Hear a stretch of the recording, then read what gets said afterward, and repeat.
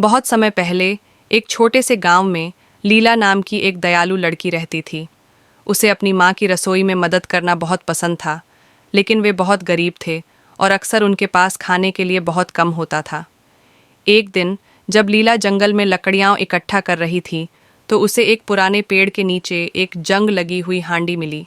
जैसे ही उसने उसे उठाया, हांडी अचानक बोल पड़ी, मैं एक जादुई हांडी हूँ।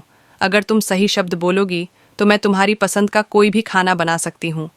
आश्चर्यचकित होकर लीला ने पूछा, वे जादुई शब्द क्या हैं? हांडी ने उत्तर दिया, छोटी हांडी, पकाओ। खुशी से उत्साहित लीला घर भागी और चूल्हे पर हांडी रख दी।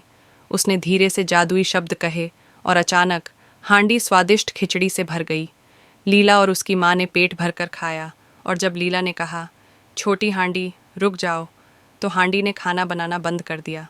गांव में जादुई हांडी की खबर फैल गई और जल्द ही लालची गांव का मुखिया उसे देखने की मांग करने लगा।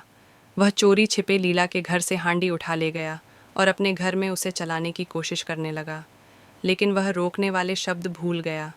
हांडी लगातार खिचड़ी बनाती रही, जिससे उसका पूरा घर भर गया और खिचड़ी गलियों में फैलने लगी। घबराकर वह लीला के पास दौड़ा और मदद की भीख मांगने लगा।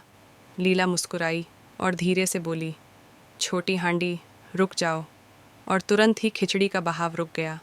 मुखिया शर्मिंदा होकर हांडी वापस ले आया और अपनी गलती के लिए माफ़ी मांगी। तब से लीला और उसकी माँ कभी भूखी नहीं रहीं। उन्होंने हांडी के जादू को पूरे गांव के साथ साझा किया, जिससे कोई भी भूखा न रहे। इस तरह जादुई हांडी ने सबको खुशहाल बना दिया।